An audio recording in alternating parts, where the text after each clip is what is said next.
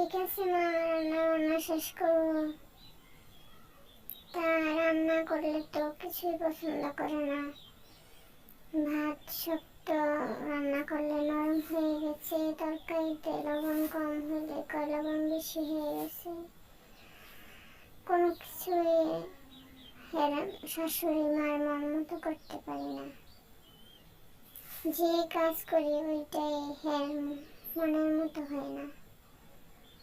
কি যে করবো, আজকাল মেয়েদের জীবনে যে কত কষ্ট। এই যে বৌমা, ভাত এত শক্ত কেন? আমি কিভাবে খাবো?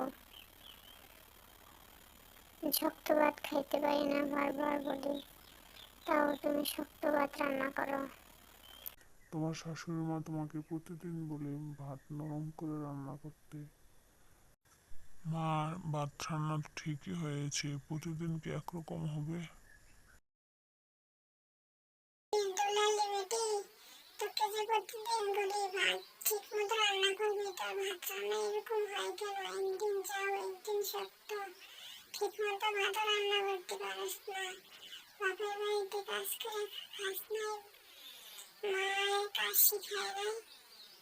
হ্যাঁ, ঠিক মতো ভাত। এখনো মেয়েরা শাশুড়িদের কাছে অত্যাচারিত।